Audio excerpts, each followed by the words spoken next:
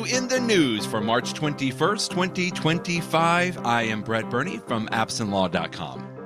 And this is Jeff Richardson from iPhone JD. You know the date, Brett, but do you know the month? I do, but maybe our artificial intelligence friend possibly may not. We talked quite a bit last week about, I don't even know how to describe this. It's like something that we really haven't seen in a long time, with a reflection on Apple and the Apple intelligence issues. And we are, of course, referring to Siri, which has sort of been, even sort of predated sort of the Apple intelligence initiatives that we've been having, but it still continues to be the nameplate for a lot of Apple intelligence aspects. The fallout continues this week, Jeff. It seems like a lot of people took notice of John Gruber's messaging about this last week, where he had this long post about how he was so upset with how he didn't recognize that some of these features were not going to be available. Lots more people have been talking about this, and then we are seeing more comments from John Gruber and so many others this past week about the fact that Apple kind of had to do a little bit of a faceplant here, it sounds like. I don't know how they're going to turn this around, but they're already making some changes, right? They've already made some executive changes and stuff. So, wow, we're going to continue to watch this story for sure. Yeah, I mean, the black eye this week was the report. And, you know, there have been issues that Siri has messed up for many, many, many years. The new one this week is that somebody on Reddit noticed that if you just ask Siri, what month is it? It's a simple question. You know, it seems like most people would know the answer. You can ask what the date is and you'll get a correct answer. But if you ask the month, you know, it will give you lots of different answers, but none of them is correct. Ironically, if you ask you know who to ask ChatGPT what month it is, it will get the correct answer. So ChatGPT knows the month. She who shall not be named does not know the month. But I mean, that's just a little momentary problem. The bigger problem is the overall, you know, AI issues at Apple that we talked about in extensively last week. But the big news, and you know, I normally don't talk about executive overhauls because I mean, how the company runs itself, it's its own business. But there does come a point where when something's just not working right, you need to make a change. And it looks like Apple made that change years ago. We thought that Apple was getting in gear by hiring this guy, John Giandrea, who had previously worked on AI at Google. And he was supposed to be the one to sort of, really jumpstart Apple's AI efforts, and yet we are where we are today, and Apple is behind.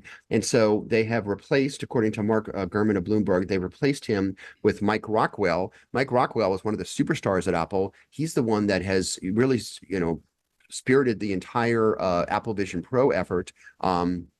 And which I know has, very small usage right now because it's such a revolutionary, cutting edge, expensive product. But the product itself is good. The software keeps getting better every day. And I hear great things about him. So he's now going to be in charge of Apple AI and Siri. As someone who the Apple Vision Pro is near and dear to my heart, I do hope that the Vision Pro is in good hands. I know that somebody working under his is now in charge of the Vision Pro. But, sometimes I think you need to do a shakeup to change things. And so hopefully this will, obviously a leadership change is going to take months, if not years, before we start to see the implications of that. But it just, on the one hand, it's another black eye for Apple in that it shows that they recognize that they've got some problems. On the other hand, they're at least taking some steps in a number of different ways, including changes at the very top. And hopefully they will get it sorted out. I mean, to a certain degree, I will say, Brett, it's almost like it's not really much ado about nothing, but I will say this.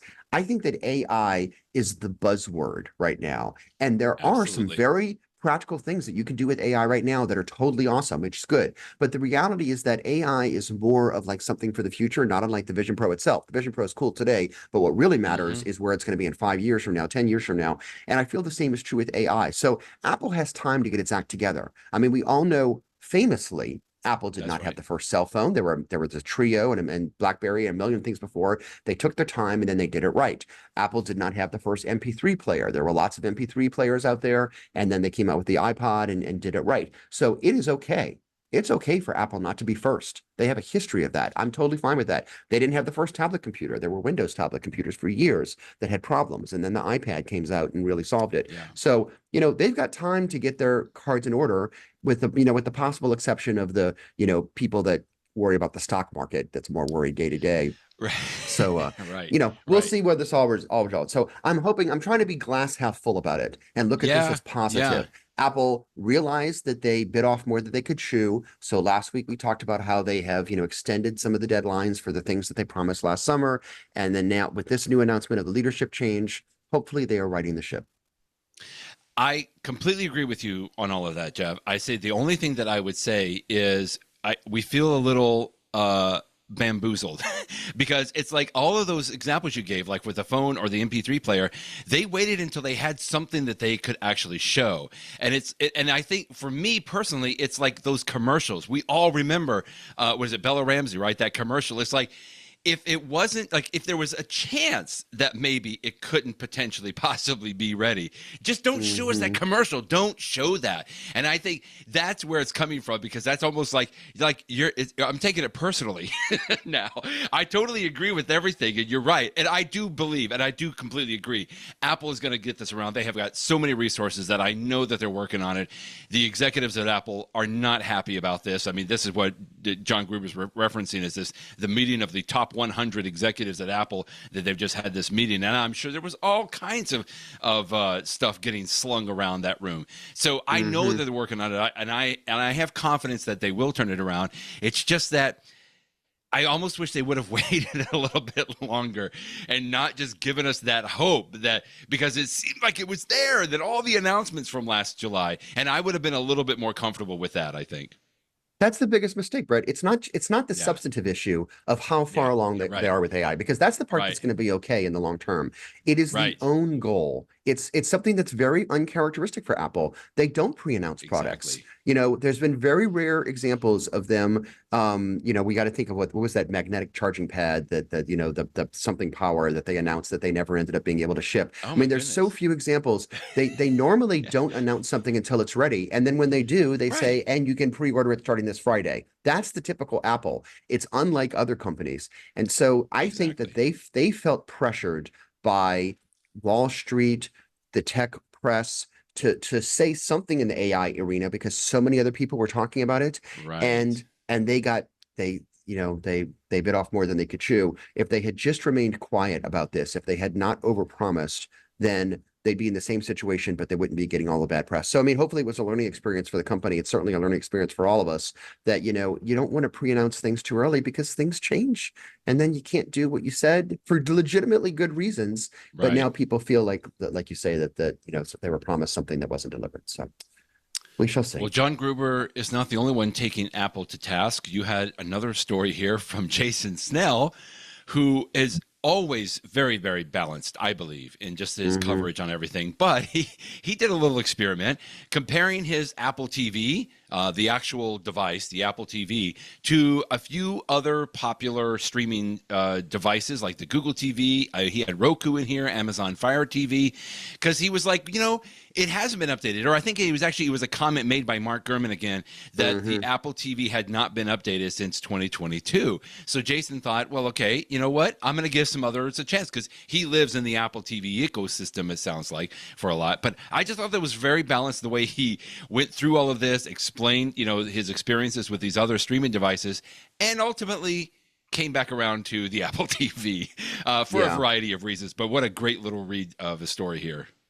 Yeah, and showed that, it was really unfair for Mark Gurman of Bloomberg to say that the Apple TV was a laggard because it Yeah, he hasn't been said updated. I Laggard. mean, yes, it's true that the hardware hasn't been updated in 3 years, but the thing is, the hardware is perfectly fine. I mean, it's not like, Right, how right. often do you change the TV in your house? Every 10 Well, years? I don't good even know. point. Good So, point. and so, Yeah. it's totally fast enough to do 4K HDR. I mean, what more do you need? Sure, the software can be improved, and that's one of the things that Jason talks about.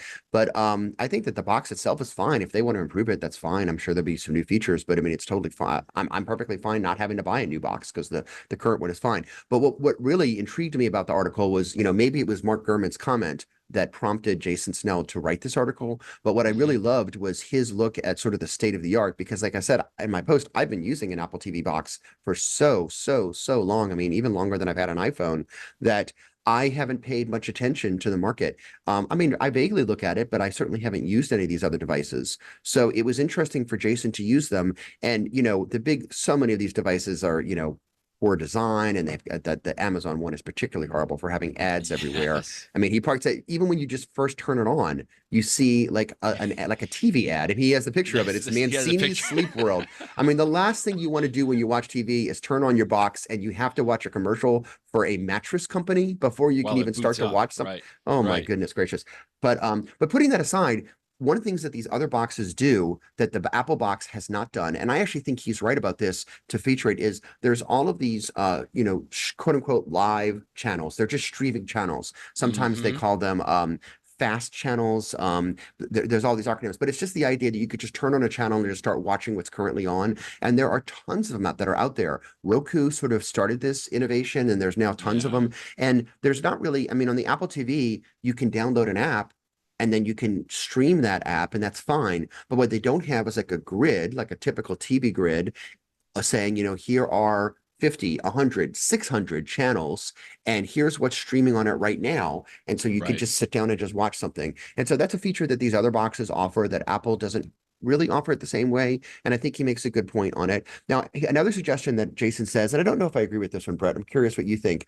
Many of these other boxes, the default interface is that traditional programming grid like you would get with your cable company TV box or like that. Whereas, of course, Right. the Apple TV, the default grid is the icon view, which, the app icons, which is a holdover from the iPhone and the iPad and everything else. And Right. Jason said, what we should have is a home screen that shows you what's on. I don't know if I necessarily, I mean, Mm. I guess I could do it that way. I actually don't have a problem with the app approach because for me, oftentimes when I sit down to watch television, like I know I'm going to go to Hulu because my wife and Exactly. I are Right. watching, Paradise or whatever, or I'm going to go to Netflix because I want to watch The Diplomat or whatever. I will go to the Disney Plus app because I want to watch a Star Wars show. I don't mind viewing it from that standpoint, as opposed to just I'm sitting in front of the TV and just show me all the possibilities that are on and I'll just flip through it. Yeah. But I guess it just depends upon what approach. I mean, what do you think? I mean, do you have an Yeah. Apple TV box I'm too, pretty much the obviously? same.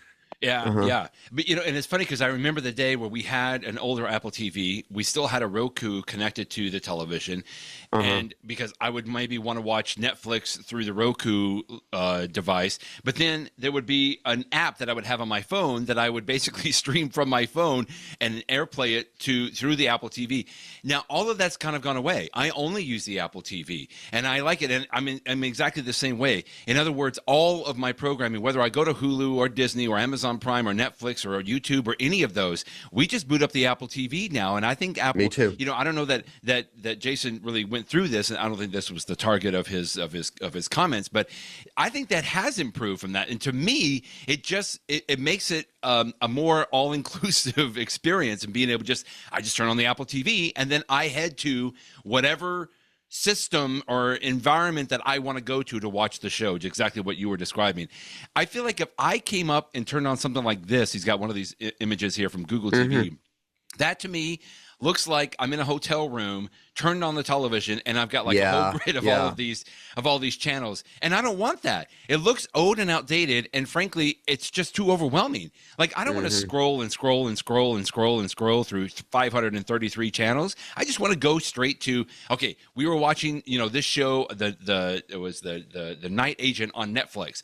I know exactly where I got to go. The only thing that I have to remember now is which show was I watching. But even Apple TV has done a little bit of a better job of that. Like it'll show on my Apple TV home screen, I think, Jeff, right? Like, hey, continue this episode, but it's not an Apple Yeah. TV Plus episode, it's a Netflix Yeah. episode. And so it still does a good job of aggregating. I think it can be better, but that's sort of my experience, the way that I go. I could not stand to look at a grid view anymore today. Like, I just don't want that. Let's point out that in terms of what to watch next, actually, Netflix does not plug into that system. They famously don't Okay. want to give all their stuff That's to right. data. That's right.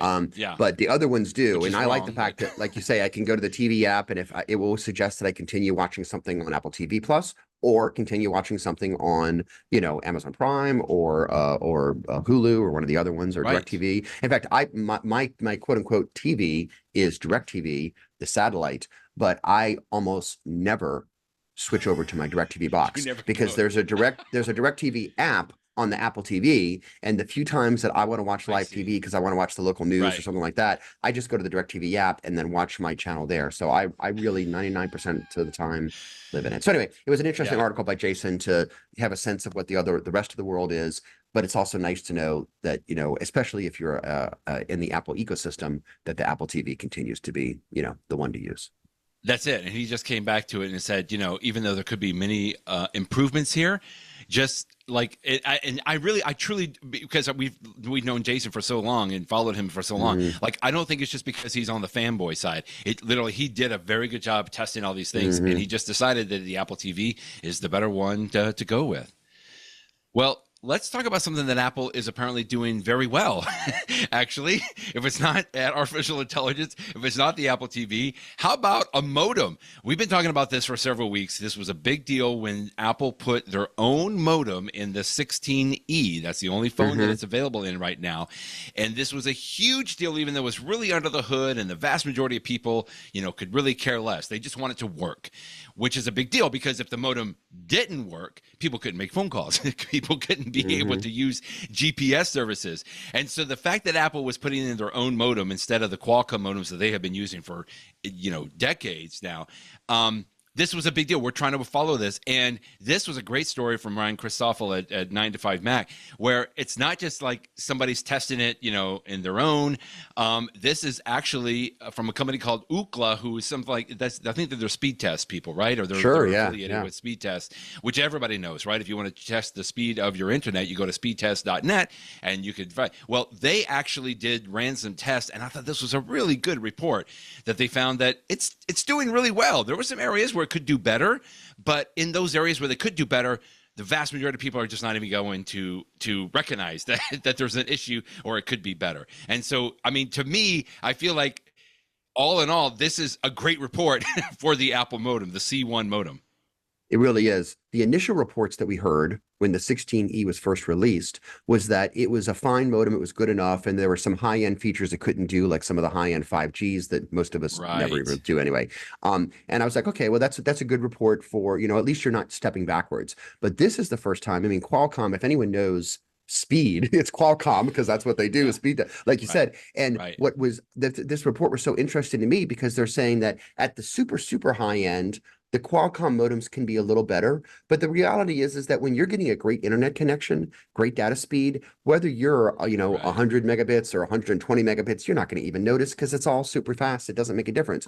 Where you notice it is when your modem struggles. And that's where they said that in their tests, when your modem is struggling for a signal, you know, in most overall, the C1 does a better job than the Qualcomm, that's the situation in which you really do think about your modem. So yes, you want to do better in that situations. So when you combine that with what we already knew about the C1, which is that it uses less battery life than the Qualcomm modem, so therefore, you know, you don't lose the battery. I mean, that's the combination. My iPhone's got great battery life all the time, Brett. I don't know about you, but the one time that I really feel it in my iPhone is when my iPhone struggles for a cell phone signal. It can eat up the battery. And the best example of that is I will often have to take like depositions of like in another lawyer's office. And because of the configuration of where they are, like I'm in an interior conference room. And, you know, of course, if I ask for the Wi-Fi password, I can use that. But sometimes I just want to use, you know, the internet on my cell phone and use that from my iPad without having to get on, you know, my opposing counsel's network. And if it's a poor cell signal, it will eat through my iPhone battery. That's where it really goes through. And so I want a modem that does a better job in poor signals, and I want a modem that is more power efficient so it doesn't drain my battery. And so if that's what this first, I mean, if that is what the C1 does, Apple's out of the gate initial effort that it's only putting on the low end 16E, this is, like I said in my post, great. When the C2 and the C3 and the C4 come out, you know, the Apple could have a real winner on its hand. And again, most people are not going to notice it day to day. They're just going to know that my phone isn't slow and I'm not losing battery as much. And that's what matters. That's all we want. That's all we want. That's right. So this was a very promising report. I like at the bottom, he says, the company is still shipping Qualcomm modems in all of its flagship devices. So the iPhone 16 Pro and you know, it's like we still have the Qualcomm modems in there. And it makes me think, of all the things we talked about the 16E when it came out a couple of weeks ago, it's really just a vessel, a test vessel for the C1 modem. I mean, that's really what it comes down to, because I agree. I think Apple knows if that is successful, and it looks like from every account that we've seen so far that it is doing a very good job. Of course, they're gathering all the data, and I predict, I'm hoping, we talked about this before, maybe not this year, but certainly by next year, maybe in the, the iPhone 18, if that's the numbering scheme that they continue to use, then we'll start seeing some of these modems, and maybe the C2 by that point, I don't know. But I mean, that 16E is really just a test vessel out there. I'm glad people are enjoying the phone, but more so than anything else, I think Apple is really concerned about making sure people enjoy that C1 modem in there. Here's another small thing that Apple is doing right.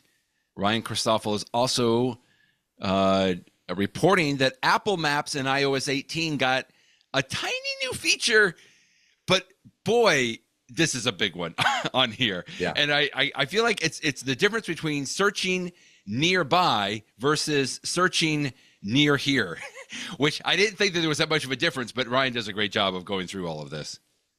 And I've experienced this in the past. Like, I'm looking on Apple Maps because I'm traveling to, like, for example, Chicago, where you and I are going in 2 weeks. And so I'm looking around the hotel and I'm like, what restaurants are near here? And I start to type in restaurants, and suddenly it's showing me restaurants near me in New Orleans. I'm like, no. I don't want that. I want the ones not near here. I want the ones near where I was just looking. And I have to admit, I almost forgot that this was a feature in iOS 18 last fall. Yeah. But it's nice of him to highlight it, that once you're looking in another place on Apple Maps, and if you then search for gas stations, restaurant, whatever you search for, it will look in that area where you already are in your map. So that was nice for him to highlight that. I'm glad he did. One way that I've gotten around this, and typically I'm probably using Google Maps more than Apple Maps, but here's what I do.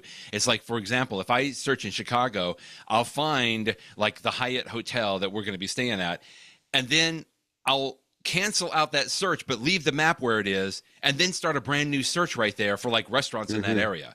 But I didn't like that, because it's like, well, now I can't see the directions or distance from the Hyatt hotel to this restaurant in the new map. Does that make sense? And I feel, anyway, I'm going to try this out, because I didn't know that they changed it. I just, assumed that it wasn't going to work the way that I thought it was going to work. If you said, I want to search nearby, no, that means nearby to where you actually physically are at the moment, or your phone is physically at. But what I want is, I want you to search for a Starbucks near this area where I've gone to in the map. And if that's a nicer little, quicker way to get there, I think that's really fantastic. Agreed. Okay, we're not done. One other thing that Apple is doing a good job at, apparently, we have announcements that iOS 19, which we expect toward the fall of this year, is going to improve texting with non-Apple users. I'd like to say it that way, because I feel like it's a little more inclusive than just saying Android users. But really, that's really what we're talking about. But if you're texting with somebody that is a non-Apple iPhone, that's non-iPhone, we already see some great improvements with iOS 18, and Apple is going to improve it even a little bit more with iOS 19. Now, this is several months away, but I'm already glad to see this. For a long time, when we texted with our green bubble friends, we lost a lot of the features and messages. And Apple started to improve that this year, or last fall, with the current version of iOS. And I have already noticed, for example, that when I'm texting with friends that use Android phones, that you can have like tapbacks features where, like, you do a little thumbs up or something, which is nice. I mean, tapbacks are silly, but they're actually pretty useful, because sometimes you want to acknowledge something that said something, but you don't want to start a whole new message. And so, but anyway, as the RCS standard that many of the Google things work with has been adopted by Apple, and now that they are expanding that standard, it means that in the next version of the RCS, we're going to have a lot better features. And Joe goes through a bunch of them in this article. First of all, and perhaps most obviously, is end-to-end encryption. So if you're communicating with a third party, no one can interrupt your messages or attachments when they're sent between devices. We've had this on iManage since day one, but as soon as you started to text your Android friends, or if you have a group chat, as soon as you have one Android person in there, one green bubble person, you lose all the end-to-end encryption. So that's going to be nice. But there's other ones too. It's going to have these inline replies where, like, if there's something a couple further up and you want to respond to that message from further up, you can respond just to that. You can edit a message after you send it, which is a nice feature that I actually use when there's a typo. You can unsend a message. And then the last one that he lists in this article is full-fledged tapback support. Now, of course, we have tapback support Woohoo. now, but apparently it's going to be better and it's going to make sure it always works. So, let's improve it. So this will be nice. I mean, again, for whatever reason, most of the people that I text message with are blue bubble people that use iMessage, but I do have some friends that use Android, and so I'm all in favor of improving communications between all of us. And yeah, I just was thinking these last 3 or 4 bullet points here are things that I use probably every day, mostly with like my family or very close friends, like with you, like the inline replies. And I guess I've always associated that like it has to be communications with other iPhone users. And the fact, because I remember when we didn't even have that, even on just in the messages. I mean, some of these, like the editing, I think is not that old, right? That might have been iOS No, that's 18. pretty new, yeah. And so the fact that can be imported even into the other communication channels, I think that's fantastic. I really like the fact that they're added messages is so nice. So many times I type something, Brett, and I hit send, and it's not until after I send it and I look at it, I'm like, oh, did autocorrect change it, or did I mistype it, or whatever? I'm like, oh, I did not mean to say this. I like that you can go back and fix that. You had your own review today of the Anker laptop power bank. I loved seeing this because we talk about, portable batteries so often, but really only in the context of like mobile devices, right? And I got to tell you, sometimes I've tried this because I've been desperate where I have my laptop, I'm getting low on power. I'm not sitting anywhere around an electrical outlet. And so I've tried using my little portable power banks to charge my laptop. Doesn't usually do it. At the very least, the laptop might just think it's plugged in, but it's not actually charging, because it's so weak. But that's why I was so interested to see your review this past week. And this is good. And at a really good price right now too. I tell you, I love this device, and I should not love something that's as simple as a battery, but it's just so nice. It's so smartly designed, and it's so useful. And I started my review pointing at that. I mean, I laugh that one of the very first reviews I ever had on iPhone JD way back in 2008 was a portable battery. And I have been using portable batteries for so long because sometimes your iPhone, your iPad, your laptop, whatever, you just don't have enough power. And sure, you can sometimes have an outlet close by, and if you got a cord that stretches long enough, but then you got to have the cord and you're tripling over it. It's just so nice to have a little portable battery with you. I use them so much when I was just talking about taking depositions in other lawyers' offices, going to conferences, but even just like I'm at home. I mean, I've been noticing with my Vision Pro, because the Vision Pro only has about 2 hours of battery power, which is fine if I'm just watching a movie. But like if I'm actually getting some work done, especially with the new mode that you can you have a bigger screen for your computer, it's fine if I'm sitting in a place where I can plug in. But if I'm sitting on the couch, I don't, or sitting at a table in my dining room, I don't have easy access. And so it's nice to have a little battery power. So portable batteries are great. This one is amazing. I should have brought it with me today, and I forgot it at home because it's so heavy. That's the one problem, is it's heavy enough because it weighs about the same as my iPad Pro, which I don't mind carrying my iPad Pro back and forth every day, but I don't want to necessarily carry 2 iPad Pros back and forth every day.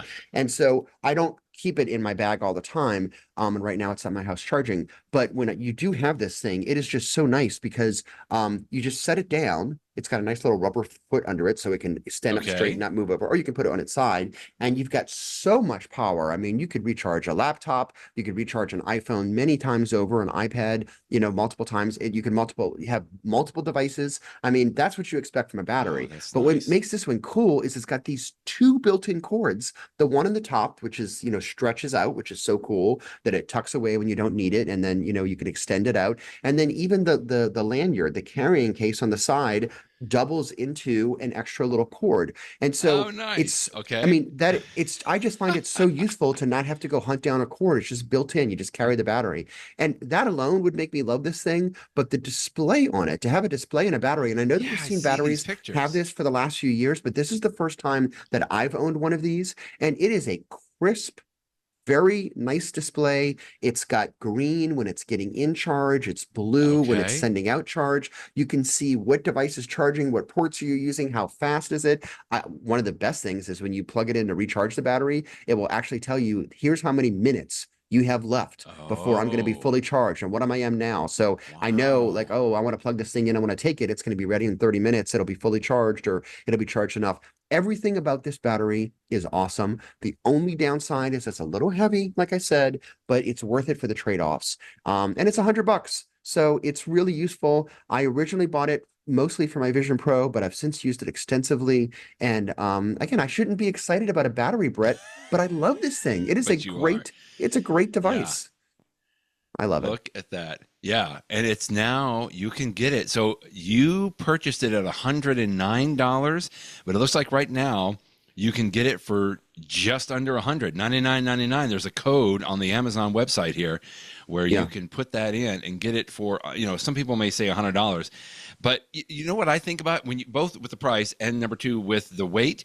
It's like I'm already carrying about 3 or 4 different little small power banks and batteries with me, Jeff. And it's like if I could replace all of those with this one, then to me that's worth it. I come out ahead, right?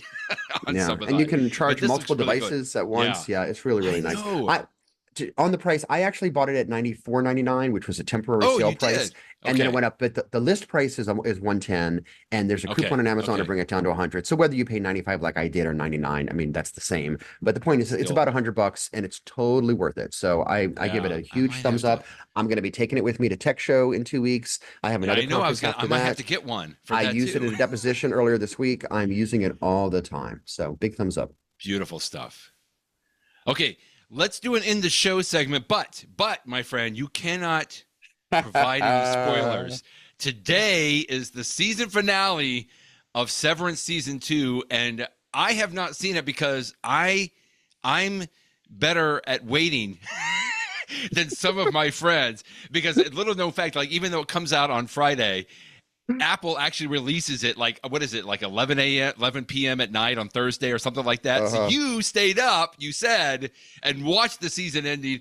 I have not seen it, and I've got to do that. So no spoilers, but we can talk about the fact that the season finale is tonight. And thankfully, because I knew already when I saw the season finale tonight, I was going to want to know what's coming next. And thankfully, season 3 is coming next. I don't know exactly when, but it's coming. And it won't be quite as long. So we had heard rumors before that there was going to be, I mean, of course, there's going to be a season 3. It's Apple's most popular show ever. They're going to give them a million seasons if they want. Yeah. And I think vaguely, maybe I heard that they say that Ben Stiller has maybe a 5. I can't remember how many. He has an idea of how long the show's going to last, and I'm sure Apple will let it last as long as they want. But it is nice to have confirmation that we have a season 3. I will tell you, last week's episode was really good. The penultimate episode was excellent, but because that was last week, I saw that one. It changed so much that I was like, I think you and I were talking about this, Brett. Like, how are they going to put it together? Is this going to work? Yes, and there's so many questions. I was truly apprehensive because the season 1 finale of Severance is one of my favorite TV episodes of all time. It was really good. Whoa. And so I'm like, are they going to nail it for the season 2? And so no spoilers, but I will tell you, they nail it. It's really good. Really good. Okay. You're going to see things you've never seen before.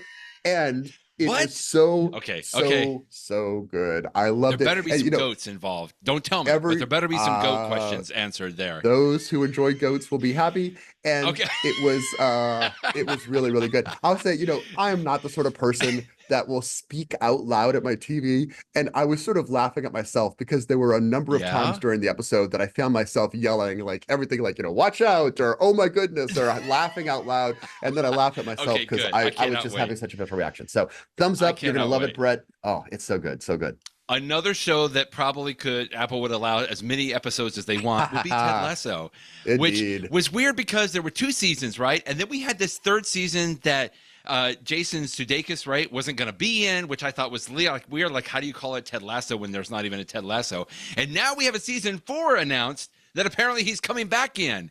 And he's coaching like, I think, did you say like a women's soccer team or something? It's like, oh my goodness, how much more can you milk this? I don't know. And I'm not saying it's a bad thing. I'm just like, okay, this will be interesting. So the original show was clearly meant for a season 3 arc. I'm sure I don't have to worry about spoilers because you've either seen Ted Lasso by now or you should. But, it ends in a very natural place. And, all of the outside of the show stories were that Jason Sudeikis, although he loved filming the show in London, he didn't want to be away from his son that much. And he wanted to be back home in the United States. And so he wasn't going to do a season 4. The show had come to a natural end. he didn't want to do the travel. So then we heard the rumblings that there might be a season 4, maybe without Jason Sudeikis, or maybe he would just phone it in and show up on like a FaceTime call or something. So the big news was that apparently, and he revealed this on a podcast that he was on. He said that it was the Kelsey Brother podcast or something. He's like, yes, there's going to be a season 4 and we're writing it. And yes, he's definitely going to be in it. And the other rumor we had heard, and hopefully this is not too much of a spoiler, is that to sort of freshen it up, the big thing now is, women's sports being such a big deal from basketball and soccer and everything else. And so I guess I'm guessing that Richmond, the fictional town of Richmond in the show is going to have a women's team as opposed to a men's team, and that he's going to be the coach. So does that mean he's going to start off as the coach, or are they going to have a problem and then have to bring in Ted Lasso to save the team? Who knows? But I'm all for it. By having a women's team, it means that they'll have some new actors, some actresses in it, but I'm sure that many of our old favorites will come back and be involved. And again, Ted Lasso was such a special show. It was so good in its heyday. Yeah. We all needed it so much during the pandemic I'm excited about a season 4 whenever it comes out. I doubt it will be this calendar year, probably 2026, but I don't think they've announced the date yet. So cool stuff. Well, you just mentioned COVID, and one of my fond memories of COVID is the lawyer that got on a Zoom call and insisted that he was not a cat, even though he had a filter on his Zoom call that indeed he looked like a cat. We have seen, surely everyone has seen this. In fact, I've gone to a conference where the judge was like the speaker and talking the whole funny. thing. So it's everybody, I think, has milked this aspect of it as well. But you know what? It not only does it make me smile to think of, I am not a cat. It just makes me smile that, what is this gentleman's name? Rod Ponton, who's a lawyer, I think, out in West Texas. But this was a story that you linked to in the New York Times. The cat lawyer figured out his Zoom settings, and his response all of these years later is, you know what? I'm glad it happened, even at my own expense. But he's like, he knows how many people have smiled over all of these years about it. And I am just so thrilled. I was so happy to hear him be happy about it as well and kind of turn it into lemonade, right? I agree. And, I watched the infamous, 30-second video again last night. And, I've seen it a million times, but when I watched it, it still made me laugh. It really is. Funny. When, with the cat moving his eyes and saying, I'm ready to go forward, Your Honor. I'm not a cat. I'm actually here live. Oh, it was just so classic. So if you haven't watched the video in a while, read it again. And this New York Times article is very short. It's a gift article. So even if you don't subscribe, you can read it, but it's worth looking at. It's very funny. Thank you very much. And then lastly, for the video segment, oh my goodness, I enjoyed this so much. It's about a 5-minute video. It's from Apple. It is produced and filmed by Spike Jonze, the heralded director here. But it stars Pedro Pascal, who he has been in several fantastic shows, but of course, I know him best. We were just talking about this a little bit earlier. I know him best from The Last of Us. And so the only thing about this little video as it was going through, Jeff, is I kept thinking that there was going to be some zombies jumping up all of a sudden as we go through the little video. You may know him more as well, he was in The Mandalorian. Is that right? Or he was in Andor. Andor is his show. Andor. Andor. Okay. And so, I know he's been on several great movies. He's just a fun actor. But not only is he an actor, apparently he's a dancer. It was just so fun to watch this entire little.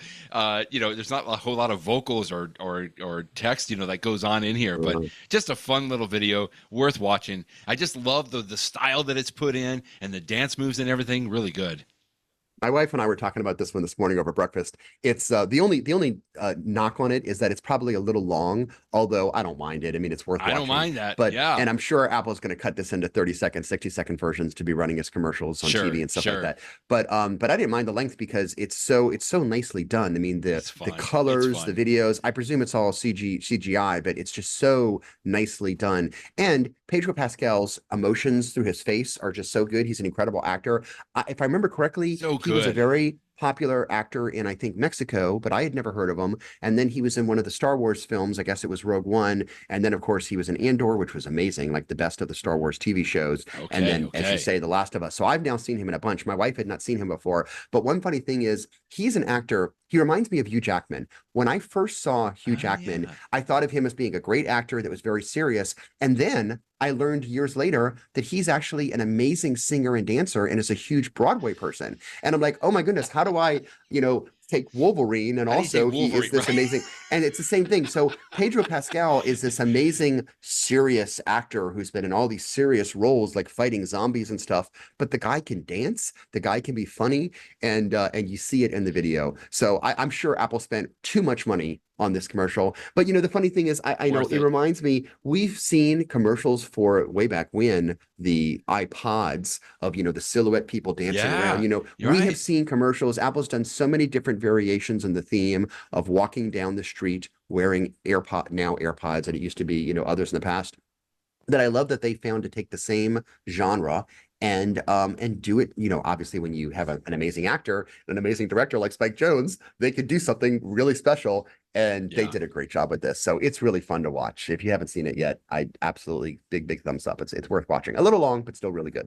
I think I neglected to say this is actually an ad.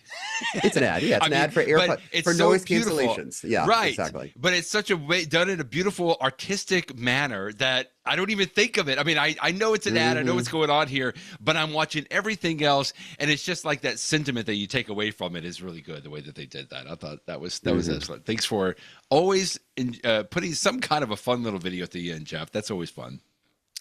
In the know. In the We talked about know.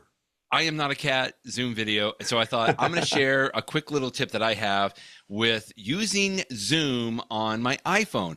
I find myself doing this a lot more often, especially if I'm traveling, more and more we're traveling these days, or I'm out and about, and I have Zoom calls and I can still take them even though I'm not sitting in front of my computer. The Zoom app on the iPhone and the iPad, I think I've gotten much, much better over the years. And I have enjoyed using that. And I usually do it with my AirPods Pro, and I have that in. But I'm a little nervous sometimes that I would accidentally unmute myself or go on camera when I don't mean to, right? Because many times I'm just listening in. And I'm usually walking around. There's other things going on. So here's a quick little tip that is in the Zoom iPhone app. Now, I call this the quick mute swipe, but officially Zoom calls this safe driving mode. So when you're in a Zoom call on your iPhone, you typically can see like the person talking, or you can sometimes swipe to the left and you'll see like what we call the gallery view in Zoom, right? You'll see all the people that are there in the meeting.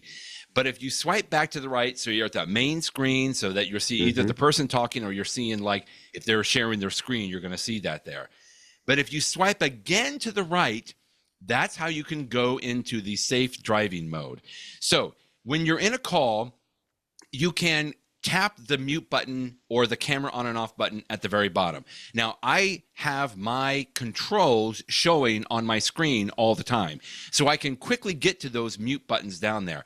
But if you don't have that turned on and you just want to quickly mute and turn your camera off, you can go into the safe driving mode. All you got to do is just swipe to the right, and I don't have a picture of the screen. I should probably pull one up, but it is clear as a bell that you have muted everything, because it tells you on there. There's actually a little button that you will see there that says your microphone is muted, your camera is turned off.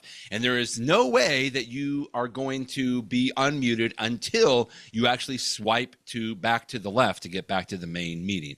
I know that that's a little complicated the way that I'm describing it there, but the next time you're in a Zoom meeting, or frankly, you could just start a Zoom meeting yourself and practice this quickly. You don't have to have anybody to join, but this is called Safe Driving Mode by Zoom. It's just a quick way, if you're on a Zoom call on your iPhone, just swipe to the right. It mutes everything. You can still hear everything going on, but at least you have a very clear indication that you are muted and your camera is turned off. And when you're ready to go back on the mute, you just simply swipe it back to the left, and you'll be back in the call just like you always were. And again, nobody knows any difference. You're just basically making sure that you are muted and your camera is off, and you can do that through safe driving mode.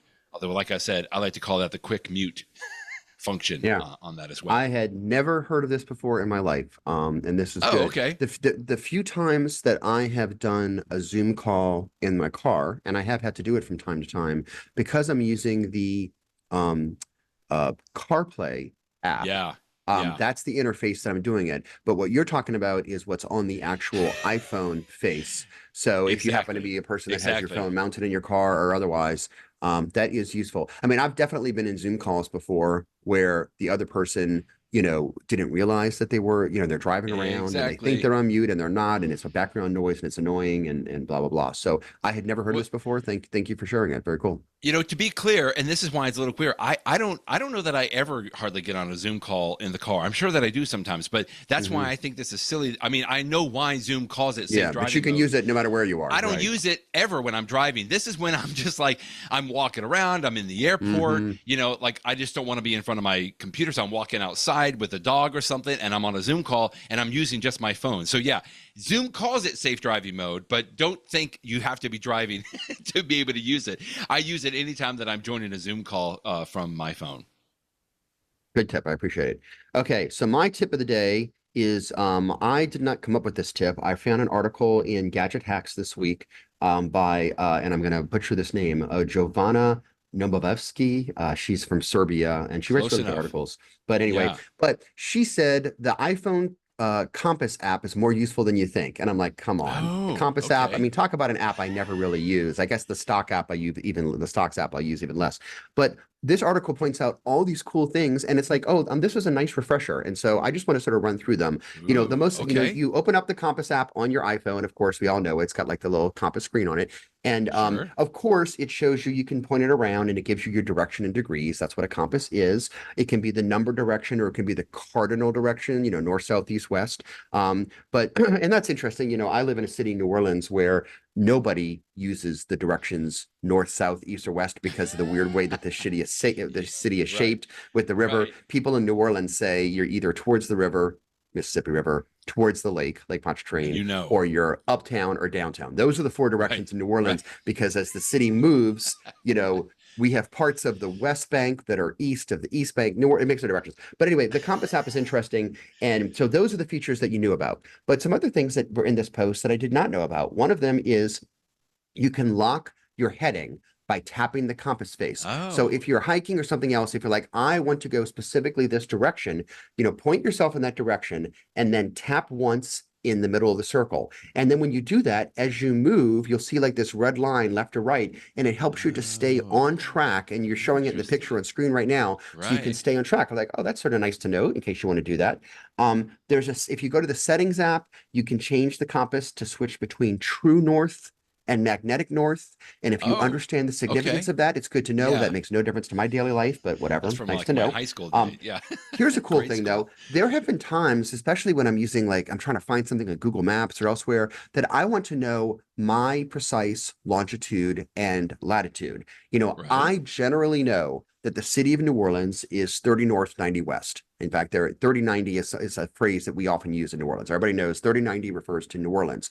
But that doesn't mean I know my precise longitude and my precise latitude. But if you open up the Compass app, it will tell you that in nice big numbers. So I'm not exactly 30. I'm currently 29 and 57 inches and 2. And I'm not exactly 90. I'm 90 degrees, 4 inches, 16. So, or whatever the numbers are. So I can get a precise meaning. That's pretty cool. Okay. You can also determine your precise elevation. City like New Orleans, you're often below sea level, but it's nice to know when you're above sea level. But I was just sort of looking up beforehand. My office building is in a building in downtown New Orleans that for many, many, many years was called One Shell Square.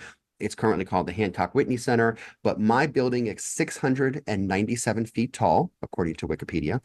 And I'm seeing that right now, according to the app, I'm on the 46th floor here. It's telling me that I'm at 580 feet. So I'm about 100 feet away from the top of my building. Good to know. Wow. Okay. But it's the only way you get elevation in New Orleans. And then one final thing about the Compass app is for a long time, it had this cool feature that the very center of the app has a crosshair. And then if you sort of set it flat, it's got like this very, it's sort of hard to see circle on it. And you can place it like on something like a flat surface to see whether or not it's level. Now, I will tell you, you don't need this anymore because for many years now, iOS 12 introduced another app called the Measure app. And the Measure app can either measure, heights or distances, but if you put it into the mode, you can set it flat and you can see, is this furniture completely flat? Do I need to adjust a leg? Now, keep in mind that if you don't use a case like I do, your phone's going to bump up. So when you set the phone down, if the camera bump is sitting on the table, it's not flat. But so put the part of the iPhone that doesn't have the camera bump on the top of a surface, and then you can see using the Measure app, or also if you want to using the Compass app, how flat it, how perfectly level it is, which is good to know. And then the last, she also mentions in this article the Apple Watch version of the Compass app, which I did not even think about that much. And one thing that she mentions that I had never heard of is, I mean, again, I don't hike. You're a hiker, Brett, so this is a more use for you than for me. But she says that there's a target elevation alert. So if you say, like, I want you to tell me when I get to 100 feet, or I'm just climbing up a mountain, I want you to tell me when I get to 200 feet, you can actually give yourself an alert. And if you're doing serious climbing, you can say, like, at a certain height, my body should pause to acclimate properly to the elevation and stuff. And so I didn't even know that was a feature in the Apple Watch version of the app. So it's good to know. And she has some other ones too. So, the Compass app is not something that I've paid much attention to over the years. I use it from time to time. And so it was interesting to know it's actually a pretty full-featured app. And if nothing else, if you're traveling, you ever want to know what exactly is this longitude and latitude, this gives me the precise exact amount right here in the app. So I enjoyed reading this article. Lots of good tips in there. My goodness. I know that I have pulled up the Compass app several times on my Apple Watch, but it's really just from a very simplistic standpoint. Like, I just want to know which direction that I'm facing right now, or if I want to go, if I have some kind of instruction to go east or so, that I can use the Apple Watch. But my goodness, there's a lot more in it. I love this, digging deeper into like stock apps that we've always known that's there, but didn't know all those cool features existed. Very good. Yeah. In fact, one more thing I want to mention about the longitude and latitude is that if you tap on it, on those numbers in the Compass app, you'll see a little pop-up thing that says copy. And so then you can actually copy the precise longitude and latitude, and you can go into Google Maps and paste it in there, and then you can look around where you are or whatever else. So something good to know too. Very good. Very useful app. I'm glad that we're going the right direction. And we'll go the next direction for next week. Always good talking with you, Jeff, and we'll talk with you next week. Thanks, Brett. Bye-bye, everybody.